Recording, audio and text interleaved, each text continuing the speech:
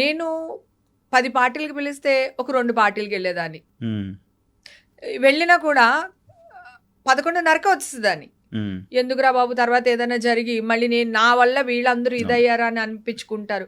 వాళ్ళకు కూడా ఏం లేదు, ఏదన్నా ఉంటే ఫారెన్ సరికి ఏదో ఒకటి ఉంటుంది, మందు బాటిల్. అంతకు మించి నేను వెళ్ళే పార్టీలో ఏమి ఉండదు. ఉమ్, ఉమ్. దాన్ని కూడా విదేశీయ మద్యం తాగుతున్నారు పార్టీలు అని మొన్న కూడా మొన్న చూసావు కూడా కదా వచ్చింది. పాపం. యాక్చువల్లీ సింగర్ది. అవును, యాక్చువల్లీ ఈ రేవుపటి అనే పేరు బెంగళూరులో ఎప్పుడైతే ఇది జరిగిందో అప్పటి నుంచి మొదలైందండి ఇక్కడ. ఎందుకంటే ఎవరు ఏ పార్టీతో దొరికిపోయినా కూడా దానికి రేవుపటి అనే పేరు పెడుతున్నారు. అసలు వీళ్ళకి అసలు రేవు పార్టీ అసలు నామ్స్ ఏంటో తెలుసా అసలు అసలు నాకు వీళ్ళకి? అదే నాకు తెలియదు. మీరేమైనా నేను ఒకసారి అడిగా, చెప్తాను. నేను కూడా అడిగా చాలా మందిని, అసలు రేవు పార్టీ అంటే ఏంటంటే రేవు పార్టీ అంటే అమ్మాయిలు ఉంటే రేవు పార్టీ అంటున్నారు. అంటే మా అబ్బాయిలు ఉంటే రేవు పార్టీ కాదా? ఓన్లీ అమ్మాయిలు ఉంటే ఏం పార్టీ ఉంటుంది? అదే అమ్మాయిలు అబ్బాయిలు ఉంటే రేవు పార్టీ అంట. అక్కడ డ్రగ్స్ దొరికినాయి కదా రేవు పార్టీ. రేవు పార్టీకి నామ్స్ ఏంటని అడిగితే తెలియదు. మీకు తెలుసా రేవుపటి అంటే ఏంటో? తెలియదు.